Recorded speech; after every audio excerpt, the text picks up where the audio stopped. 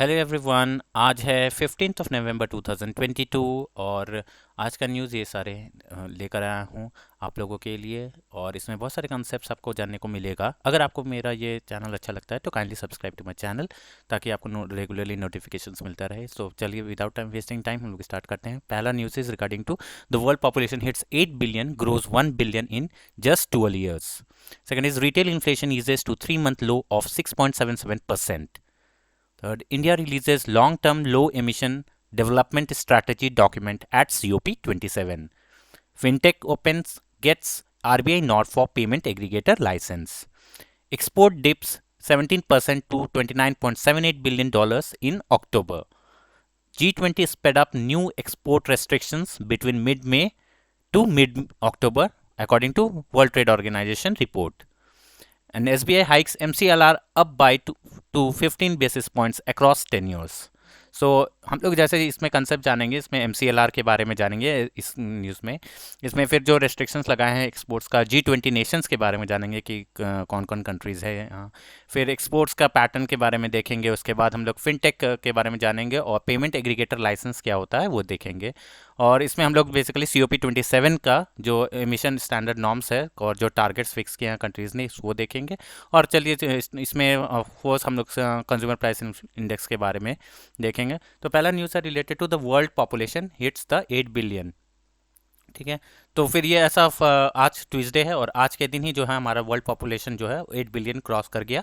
ये 12 साल हमें लगा ये 8 बिलियन अचीव करने में। तो टुडे आज जो है पॉपुलेशन 8 बिलियन हो गया। ये 1 बिलियन पॉपुलेशन जो है 12 साल में ऐड की हुआ है। राइट। तो इंडिया जो है ये ऐसा प्रोजेक्ट किया जा रहा है कि चाइना को जो है सरपास कर देगा पॉपुलेशन में इन ईयर 2023। मतलब next year India is going to surpass China's population. तो राइट नाउ अगर हम लोग बात करें 2022 में, हाँ 2022 में इंडिया और चाइना को अगर हम लोग पॉपुलेशन वाइज कंपेयर करें, राइट, चाइना को पॉपुलेशन वाइज कंपेयर करें तो इंडिया का population right now is 1.412 billion. Okay, billion. और जो चाइना का पॉपुलेशन दैट इज 1.426 बिलियन। तो आप देख सकते हैं कि बहुत ही माइनर अंतर है, 4126 और 426 बिलियन है। तो there is only a minor difference, right, 412 billion और यहाँ पे 426 बिलियन। तो in 2023 India is going to surpass China, China से आगे निकल जाएगा इंडिया इन 2023। ठीक है। और अगर बात करें इन 2050 में तो क्या होगा, तो इंडिया का पॉपुलेशन ऑफ कोर्स वो ग्रेटर देन चाइना होगा। India population is expected to be 1.668 billion और चाइना का population is expected to be 1.317 billion. तो आप देख सकते हैं 2050 में ये काफ़ी ज़्यादा हो जाएगा चाइना के पॉपुलेशन से कंपेयर करें तो। ठीक है। और जो अगर हम लोग वर्ल्ड पॉपुलेशन का बात करें, right, world population right now is 8 billion in 2022। ठीक। और ये अराउंड 9 बिलियन हो जाएगा, 1 बिलियन नेक्स्ट ऐड होने में। हाँ, ये that will be added in 2037, right. तो from 8 to 9 it will happen in 2037। और फिर नेक्स्ट 1 बिलियन ऐड करने में it is expected by the same proportion कि 2058 में 10 बिलियन पॉपुलेशन अचीव हो जाएगा। तो India is projected to surpass China as the world most populous country in 2023। Next year we are going to surpass China's population and will become the most populous country in the world. Next is retail inflation eases to 3 month low of 6.77%। तो हमें पता है retail inflation क्या होता है, consumer price index को basically बोलते हैं। तो रिटेल इन्फ्लेशन जो है वो लास्ट 3 महीने में सबसे कम इस बार हुआ है, जो कि 6.77% है। हाँ, लास्ट टाइम कितना था, 7.41%। और हमने कल भी देखा कि होलसेल प्राइस इंडेक्स WPI का क्या आया था, होलसेल प्राइस इंडेक्स जो है 19 मंथ लो आया था, हाँ, at 8.39%। This was about wholesale price index. तो हम लोग कल देखे थे डिफरेंस क्या होता है होलसेल प्राइस इंडेक्स और कंज्यूमर प्राइस इंडेक्स। तो बेसिक डिफरेंस है कि इसमें होलसेल प्राइस इंडेक्स में सिर्फ गुड्स लिया जाता है, कंज्यूमर प्राइस इंडेक्स में गुड्स एंड सर्विसेज दोनों लिया जाता है, right. The number of commodities in the wholesale price index is around 690 something and in the consumer price index वो 400 प्लस समथिंग है। So there is a difference in the amount of goods and इसमें goods and services some consumer price index में दोनों होते हैं, right. दोनों monthly calculate होते हैं, WPI वीकली भी कैलकुलेट किया जाता है। तो हम लोगों ने लास्ट टाइम में डिफरेंस देखा। और इस टाइम में अगर हम लोग बात करें CPI और WPI का, ठीक है, तो CPI हम लोग को पता चल गया कि इट हैज़ डिक्रीज टू 6.77% हो गया। तो सितंबर में हमें पता है कितना था CPI, 7.41%, राइट। अक्टूबर में कितना आया, 6.77%। तो it has decreased from last month से अगर कंपेयर करो तो। और WPI का अगर हम लोग देखें तो पहले WPI जो है it was in double digit, right. तो 10.7% था इन द मंथ ऑफ सितंबर। अक्टूबर में कितना हो गया? 8.39%। सो WPI has also decrease and CPI has also decreased. अगर हम लोग इसलिए जो एक्सपेक्टेड मॉनेटरी पॉलिसी जो होगा अभी राइट नाउ, फिर भी हम लोग एक्सपेक्ट कर रहे हैं CPI के डिक्रीज करने के बावजूद भी कि जो है दिसंबर में जो मीटिंग होगा, मॉनेटरी पॉलिसी कमेटी का मीटिंग होगा, जहाँ पे कि रेपो रेट डिसाइड किया जाएगा, इंटरेस्ट रेट डिसाइड किया जाएगा, एंड इट इज एक्सपेक्टेड कि वो हाइक किया जाएगा रेपो रेट को by around 35 basis point. Expect किया जा रहा है कि 35 बेसिस पॉइंट से इंक्रीज कर दिया जाएगा, बिकॉज अभी भी इन्फ्लेशन हाई है, बिकॉज 6% इज ग्रेटर देन जो बैंड है 2 से 6%, दैट इज ये ऑलरेडी क्रॉस कर चुका है, राइट। तो ऐसा क्या है कि 3 क्वार्टर ऑलरेडी क्रॉस कर गया है मोर देन 6%। तो इसके लिए RBI को, गवर्नमेंट को एक रिटर्न में जवाब देना पड़ता है कि क्यों इट हैज़ क्रॉस और क्या इसका रिमीडियल मेजर्स हो सकता है जिससे कि इन्फ्लेशन को कंट्रोल किया जा सके। तो right now also it is 6.77% which is greater than this band of 4 ± 2%। तो इसलिए RBI will have to increase the repo rate, जो कि दिसंबर में मीटिंग में इट इज एक्सपेक्टेड कि it can increase by 35 basis point. CPI में हमने देखा कि CPI घटा टू 7.4 से, हाँ 7.4 से घट के 6.77 हो गया। तो ऐसा क्या कौन सा चीज़ था जिसका कि दाम घटा? तो जैसे कि वेजिटेबल्स का अगर हम लोग बात करें, राइट, सितंबर मंथ में और अक्टूबर मंथ में, सितंबर मंथ में जो वेजिटेबल था that was around growth rate was 18.1% and this was 7.8% इन अक्टूबर। तो वेजिटेबल का प्राइस घटा। अगर हम लोग पल्सेस का बात करें तो 3.1 था एंड दिस इज 2.8। उसी तरह सेरल्स में इंक्रीज हुआ था। हाँ, सेरल्स का अगर हम लोग बात करें तो cereals was 11.5 and it's increase to 12.1। तो ये मार्जिनल इंक्रीज हुआ, पर ये सब में डिक्रीज हुआ, फूड इन्फ्लेशन में डिक्रीज हुआ इसका मतलब, राइट। और WPI में वही अगर हम लोग बात करें, WPI has also decrease. WPI decrease because mainly because of the जो प्राइमरी आर्टिकल्स है, राइट, प्राइमरी आर्टिकल्स हो गया, फ्यूल एंड पावर हो गया, fuel and power, manufactured products हो गया, हाँ मैन्युफैक्चर प्रोडक्ट्स और फूड, इसमें भी फूड होता है, पर इस फूड का वेट WPI में और CPI में अलग अलग होता है। तो ये सारे आर्टिकल्स में डिक्रीज होने के कारण जो है WPI डिक्रीज हुआ। जैसे सितंबर में प्राइमरी आर्टिकल्स का था 11.7%, जो कि 11% हो गया। ये 32.6% था फ्यूल एंड पावर का, that decline to 23.2%। Manufacture product 6.3% था, यह डिक्लाइन टू 4.4%। और फूड 8.1% था and this decline to 6.5%। So CPI जो है डिक्रीज तो किया है, so that means decrease mainly because of the decrease in the food articles. Food का, खाने पीने का सामान का दाम कम होने से, जैसे वेजिटेबल्स हो गया, पल्सेस हो गया, ये सारे चीज़ के दाम कम होने के कारण जो है CPI इस मंथ घटा है। और एक और कारण है कि गवर्नमेंट जो है डोमेस्टिक प्राइस को चाहता था कि कम ना हो। इसके लिए यू विल रिमेंबर कि मैंने बताया था कि वीट जो है उसे बैन कर दिया गया है since the month of May. Wheat के ऊपर बैन लगा है ताकि डोमेस्टिक सप्लाई वो कम ना हो। अगर सप्लाई कम हो जाएगा तो प्राइस ज़्यादा हो जाता है, इसलिए डोमेस्टिक सप्लाई मेंटेन करने के लिए वीट का, फिर जो है ब्रोकन राइस है, नॉन बासमती राइस है, हाँ नॉन बासमती राइस, ये सब पे बैन लगा हुआ है। We can't export right now, India afford नहीं कर सकता एक्सपोर्ट, क्योंकि डोमेस्टिक प्राइस ऑलरेडी इन्फ्लेशन ज़्यादा है और फूड बहुत बड़ा फैक्टर है इन्फ्लेशन बढ़ाने में। इसलिए right now government has banned these things, वो एक्सपोर्ट नहीं कर सकते। This is only meant for the domestic consumption. तो wholesale inflation slips to 19 month low to 8.39 right percent. Next देखते हैं, India releases long term emission development strategies document at COP27। तो COP का जो अभी मीटिंग चल रहा है इन इजिप्ट, हाँ तो ये क्या किया है इसको हम लोग बोलते हैं LEDS, right, that is long term low emission development strategy. हाँ, ये रिलीज किया गया COP27 के क्लाइमेट कॉन्फ्रेंस जो अभी इजिप्ट में चल रहा है, वहाँ पे लॉन्च किया गया है। ठीक है, तो इसमें क्या होगा, ये एक तरह का एक डॉक्यूमेंट्स होगा जिसमें कि गवर्नमेंट जो है वो बताएंगे कि आखिर क्या करना चाह रहा है। इंडियन गवर्नमेंट बता रहे हैं कि इनकी वो क्या स्टेप्स लेंगे, तो किसके अंडर कुछ डिपार्टमेंट्स है, कुछ सेक्टर्स है जिसमें कि गवर्नमेंट स्टेप लेने वाला है ताकि वो जो है लॉन्ग टर्म जो है लो एमिशन डेवलपमेंट स्ट्रैटेजी के बारे में बता सके। तो जैसे एक हो गया इलेक्ट्रिसिटी में चेंजेस लाने हैं, ट्रांसपोर्टेशन सिस्टम है इसमें चेंजेस लाने, इससे जो इससे government will form the long term low emission development strategies form करेंगे। उसके तो बाद हो गया एडाप्शन ऑफ अर्बन डिज़ाइन है, राइट, अर्बन डिज़ाइन ताकि जिसमें कि बिल्डिंग्स में एफिशिएंट एनर्जी एफिशिएंट टेक्नोलॉजी हो, सस्टेनेबल एनर्जी हो, सस्टेनेबल अर्बनाइजेशन हो। हाँ, ये एक तरह से दीज आर द पॉइंट्स जिसको हम लोग इम्प्लीमेंट करने से जो है अपना एमिशंस को घटाया जा सकता है। चौथा हो गया ग्रोथ, जो इकोनॉमी का ग्रोथ है, ग्रोथ और एमिशन ऑफ इंडस्ट्रीज, दोनों को बैलेंस में करके चलना है, ठीक है। इमिशन फ्रॉम इंडस्ट्री को कंट्रोल करना है। फिर हो गया कि जो कार्बन डाइऑक्साइड है उसको कैसे रिमूव किया जा सके। हाँ, कार्बन डाइऑक्साइड रिमूवल या फिर जो भी इंजीनियरिंग इसमें एप्लीकेबल होगा उसे अप्लाई करके कार्बन डाइऑक्साइड को रिमूव करेंगे तो उससे भी एमिशन कम होगा, ठीक है। फिर हो गया increase forest cover. Forest cover को अगर हम लोग इंक्रीज करें या फिर वेजिटेशन को इंक्रीज करें तो फिर that will help in decline of the emission, right. और फिर जो भी इकोनॉमिक एस्पेक्ट्स है उस पर ध्यान देना होगा। लो कार्बन से जो हमें फ़ायदा होता है, right, low carbon technology use करना पड़ेगा जिससे कारण की एमिशंस को कम किया जा सके। तो इंडिया जो है राइट नाउ हमें पता है COP27 का में पार्टिसिपेट कर रहा है, और इसलिए कर रहा है क्योंकि जो पेरिस में एग्रीमेंट हुआ था, इंडिया जो सिग्नेटरी है पेरिस एग्रीमेंट में 2015 में हुआ था, जो first conference of parties agreement किया गया था पेरिस में, वो 2015 में, और इंडिया इसका सिग्नेटरी है।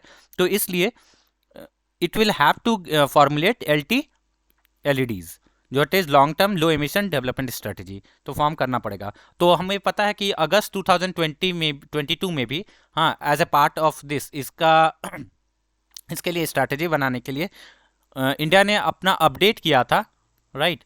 अपडेट क्या किया था? National determined contribution, NDC। National determined contribution क्या है? जो वॉलंटरी कंट्रीब्यूशन हर एक कंट्री को अपना डिक्लेयर करना है कि वो कितना कार्बन एमिशन को घटाएगा। तो इंडिया ने इसमें क्या चेंजेस लाया कि India would remove the emission intensity, हाँ, टू 45%, जो 2005 में जो एमिशन लेवल था, हाँ, राइट, तो उससे भी कम कर देना है इंडिया का ये टारगेट है बाय ईयर 2030। हाँ, और इंडिया को 250% जो है इलेक्ट्रिक पावर जो है का जो कैपेसिटी है, हाँ, इलेक्ट्रिक पावर का जो कैपेसिटी है उसे 50% अचीव कर लेना है from non fossil fuel. Non fossil fuel मतलब जो कि conventional unconventional sources of energy हो, जैसे कि सोलर हो गया, हाइडल हो गया, विंड हो गया, राइट। और जो फॉसिल फ्यूल हो गया जैसे कोल, पेट्रोलियम, ये सब फॉसिल फ्यूल हो गया। तो नॉन फॉसिल फ्यूल का 50% कैपेसिटी को इंक्रीज करना है और 2005 का पॉल्यूशन लेवल से नीचे अपना इमिशन इंटेंसिटी कर देना है। तो this was the nationally determined contribution updated target in August 2022. So Union Minister for Environment Bhupender Yadav said the document has been prepared after intensive consultation within the government and with the state government. Central state government दोनों मिल करके ये declare किए हैं। Next is fintech open RBI not for payment of aggregator licence. तो पहले मैं बता दूं पेमेंट एग्रीगेटर क्या होता है।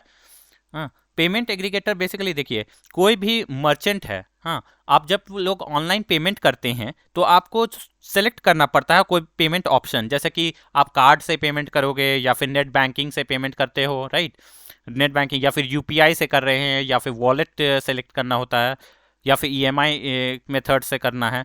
तो जो मर्चेंट है वो आपको ये सब ऑप्शंस देते हैं। मर्चेंट को बेसिकली क्या करना पड़ता है, वो नेट बैंकिंग जैसे पेमेंट ऑप्शन लेना है तो उसको अलग अलग बैंक से जाकर के टाई अप करना पड़ता है, राइट। अलग अलग जो पेमेंट गेटवेज है, हाँ, उससे मर्चेंट को टाई अप करना पड़ेगा।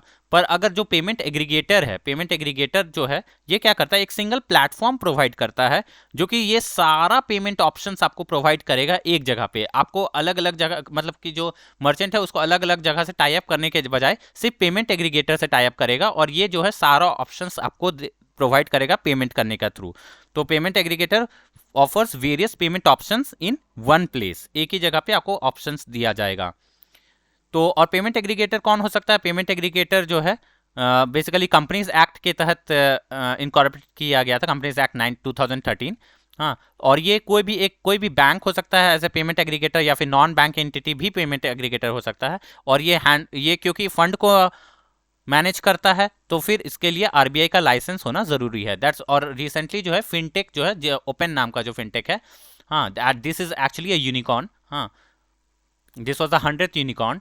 हाँ, तो इसे जो है पेमेंट एग्रीगेटर का लाइसेंस के लिए इजाज़त दे दिया गया है। तो इट विल बी ये तो क्या करेगा, पेमेंट एग्रीगेटर जो है रिसीव करेगा पेमेंट, हाँ, कस्टमर से पेमेंट रिसीव करेगा on behalf of the merchant, हाँ, और finally it will transfer the payment to the merchant in batches. तो जो कस्टमर से पेमेंट आएगा, राइट, तो ये सारे जो भी पेमेंट गेटवेज है उसके थ्रू पेमेंट आएगा और ये पेमेंट एग्रीगेटर के पास आएगा। पेमेंट एग्रीगेटर फाइनली जो है मर्चेंट को दे देगा पैसे, पर वो बैचेस में किया जाएगा। तो मार्च 2020 में जो है RBI जो है मार्च 2020 में आरबीआई जो है पेमेंट एग्रीगेशन फ्रेमवर्क बनाया था, जिसमें कि स्टेट किया गया था कि सारे पेमेंट गेटवे, हाँ, उसको लाइसेंस ज़रूरी होगा अगर वो पेमेंट सर्विस प्रोवाइड कर रहा है किसी मर्चेंट को। तो this was the basically norm framework जो रिलीज़ किया था मार्च 2020 में। तो हमें पता है, हम लोग अभी भी वैसे यूज़ करते हैं, जैसे एक रेजर पे है, राइट। रेजर पे ये भी एक पेमेंट एग्रीगेटर है। It provides all this facility of all this payment gateways at one place, right. तो अर्लियर दिस ईयर ओपन जो है रिसीव किया, Open received the go to ahead from the RBI for its cross border payment products. पहले जो है cross border transaction के लिए भी आरबीआई का परमिशन लेना पड़ता है, अभी फिर जो है इसको पेमेंट एग्रीगेटर के लिए लाइसेंस मिल गया है।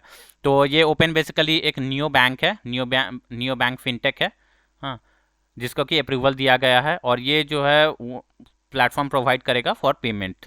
तो और this is of course I told you कि 100th यूनिकॉर्न था इंडिया का, and it is actually giving a tough competition now to the formal banking sector. So this was all about this. Next we go to exports dip 17% to 29.78 billion in October, right. तो फिर export जो है वो dip कर गया, right.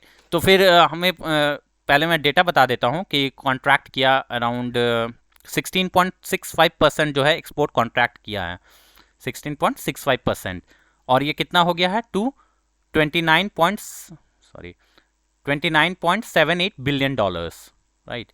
29.78 billion dollars हो गया इन अक्टूबर 22, अक्टूबर 22 में 29.78 बिलियन डॉलर हो गया एंड कॉन्ट्रैक्टेड बाय 16.65%। अगर हम लोग पिछले साल से कंपेयर करें तो ये data is according to the commerce ministry, हाँ।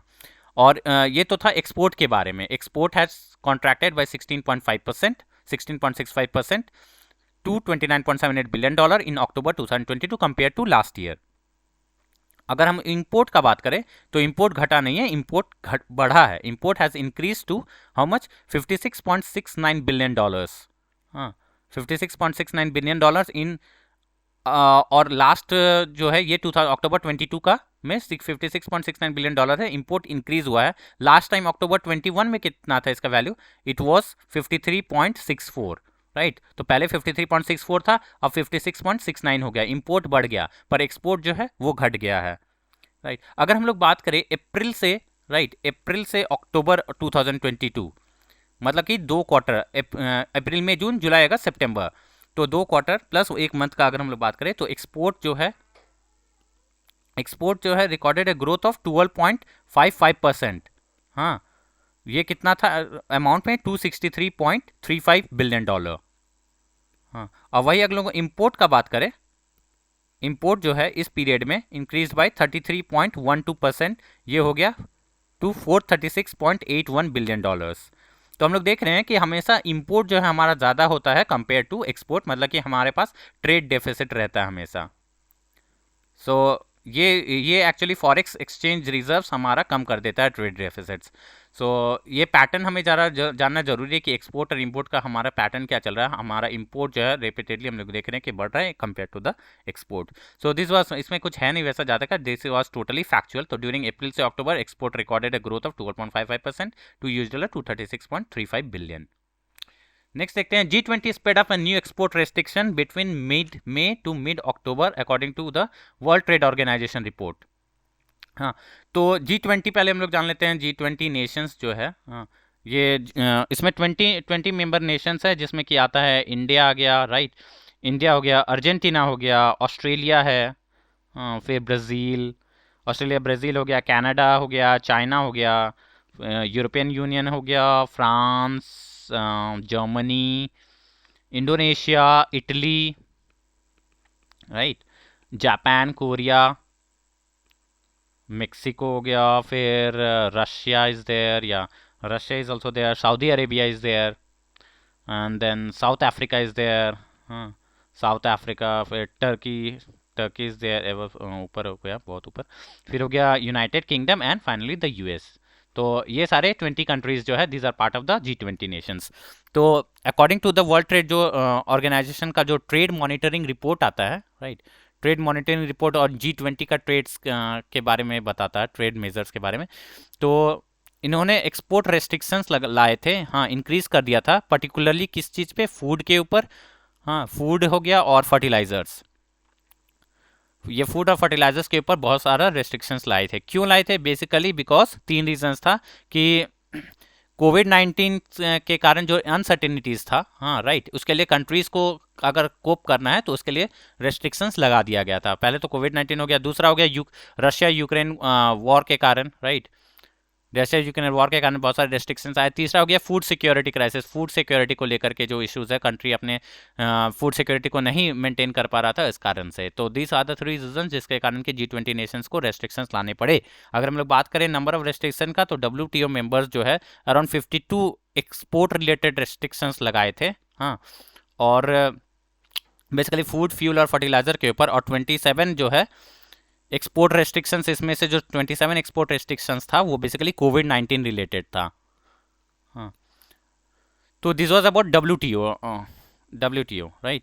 अगर हम G20 इकोनॉमीज का बात करें तो G20 इकोनॉमीज ने जो G20 is a part of WTO, of course world trade organisation का जो G20 पार्ट है, तो उन्होंने 66 न्यू ट्रेड फैसिलिटेटिंग मेजर्स लाए थे, मतलब ट्रेड को बढ़ाने का मेजर्स, और 47 ट्रेड रेस्ट्रिक्टिव मेजर्स लाए थे, right, in this period, that is mid May to mid October 2022, इस पीरियड में। तो G20 इकोनॉमीज जो है ऑल्सो कंट्रीब्यूटेड, और अब जो है वो फेज आउट कर रहे हैं बेसिकली पैंडेमिक कम होने के कारण, और वो कुछ रिलैक्सेशंस ला रहे हैं both in the import and exports में, दोनों। तो WTO DG asks members to refrain from adopting new restriction as it could worsen economic outlook, क्योंकि इकोनॉमिक आउटलुक बढ़ जाएगा तो इसलिए अब ज़्यादा थोड़ा बहुत रिलैक्सेशन लाया जा रहा है। So this was all about this. And SBI hikes MCLR rate up to 15 basis point across 10 year. तो फिर क्या हुआ कि MCLR क्या है, पहले हम लोग ये जान जाते हैं, ठीक है। This is marginal cost of fund based lending rate, MCLR, marginal cost of fund based lending rate. तो MCLR क्या होता है कि जो मार्जिनल क्या होता है, एक यूनिट इंक्रीज करने से कितना कॉस्ट बढ़ेगा वो, ठीक है। Marginal cost of fund based lending rate ये एक तरह का लोएस्ट रेट है जिसपे कि बैंक जो है फंडिंग दे सकता है, किसी को लोन प्रोवाइड कर सकता है, इससे नीचे नहीं किया जा सकता। MCLR जो है बेसिकली चार फैक्टर्स के ऊपर डिपेंड करता है। एक है negative carry on CRR, right, negative carry on CRR हो गया। दूसरा हो गया मार्जिनल कॉस्ट ऑफ फंड हो गया, राइट। और तीसरा हो गया ऑपरेटिंग कॉस्ट, ऑफ कोर्स जो बैंक जो भी फाइनेंशियल इंस्टीट्यूशंस है उसका ऑपरेटिंग कॉस्ट। और फाइनल चौथा, देयर आर 4 सब पार्ट्स टू MCLR, 4 कंपोनेंट्स है। लास्ट है टेन्योर प्रीमियम, राइट। तो हम लोग समझ लेते हैं ब्रीफ में एक बार। टेन्योर प्रीमियम बेसिकली अगर कोई बैंक जो है जैसे 1 साल के लिए लोन दे रहा है और 3 साल के लिए लोन दे रहा है, तो 3 साल का लोन ज़्यादा रिस्की होता है, उसके पैसा 3 साल में हो सकता है डूब जाए, 1 साल में ना डूबे। तो क्योंकि ये ज़्यादा टेन्योर के लिए है, ज़्यादा टाइम पीरियड के लिए, इसलिए इसमें इंटरेस्ट रेट ज़्यादा किया जाता है, इसका कॉस्ट, मार्जिनल कॉस्ट जो है ज़्यादा होता है, राइट। फिर ऑपरेटिंग कॉस्ट का बोले तो बैंक जो है बहुत सारे ऑपरेटिंग एक्सपेंसेस करते हैं, जैसे स्टाफ को सैलरी दे रहा है, राइट, लाइट्स जल रहे हैं, AC चल रहे हैं, तो ये सारे जो कॉस्ट होते हैं that gets included in MCLR, marginal cost of fund. उसके बाद मार्जिनल कॉस्ट ऑफ फंड है, बैंक्स जो है फंड्स जो है बहुत जगह से लाते हैं, बैंक्स खुद बोरो करते हैं, हाँ, डिपॉजिट्स के ऊपर, जैसे डिपॉजिट्स लेते हैं तो डिपॉजिट के ऊपर इसको बैंक को इंटरेस्ट रेट पे करना पड़ता है, राइट। उसके बाद बैंक जो है ओवरनाइट मार्केट, हाँ, वहाँ से पैसे उठाते हैं, राइट, बॉन्ड मार्केट से पैसे लेते हैं। तो फिर ऑल दीज फैक्टर्स, ये सारे, तो पर यूनिट जो है अगर बैंक को पैसे लाने हैं, जैसे करंट अकाउंट ओपन किया, सेविंग अकाउंट, हाँ, फिक्स डिपॉजिट, सब पे इंटरेस्ट रेट अलग अलग पे करता है, सबका मार्जिनल कॉस्ट जो है अलग अलग होता है। तो फिर इसलिए ये वाले जो कॉस्ट होते हैं इन्वॉल्व, उसे मार्जिनल कॉस्ट ऑफ फंड्स बोलते हैं, that gets included, that forms a component of MCLR। Last is negative carry on CRR। तो कैश रिजर्व रेशियो जो होता है, हर बैंक को जो है, बैंक RBI के पास कुछ फिक्स्ड अमाउंट ऑफ जो net demand and time liability है, दैट इज अराउंड 4%, वो कैश रिजर्व रेशियो के फॉर्म में RBI के पास रखना पड़ता है। और इसका कैरेक्टरिस्टिक ये है कि इसमें कोई इंटरेस्ट रेट नहीं मिलता है, ठीक है। जैसे स्टैट्यूटरी लिक्विड रेशियो SLR जो होता है in the form of the bond हो गया या गोल्ड हो गया, इस पे इंटरेस्ट रेट मिलता है, but in this case that is cash reserve ratio में इसे कुछ नहीं मिलता, राइट। तो द पेमेंट इज निल, इसमें कोई बेनिफिट नहीं है बैंक के पास। तो इसका जो अपॉर्चुनिटी कॉस्ट है, अगर इस पैसे को बैंक कहीं और इन्वेस्ट करता तो शायद उसे इंटरेस्ट पेमेंट मिलता। तो इसका जो नेगेटिव कैरी ऑन CRR है that also gets included in MCLR, वो MCLR का फॉर्म करता है एक पार्ट। तो तो SBI जो है यही अपना MCLR रेट जो है वो 15 बेसिस पॉइंट से बढ़ा दिया। 1 बेसिस पॉइंट कितना होता है, 1/100, दैट इज 0.01%। तो मतलब मतलब 15 बेसिस पॉइंट मतलब 0.15% से जो भी इंटरेस्ट रेट है लोन के ऊपर वो बढ़ा दिया है, राइट।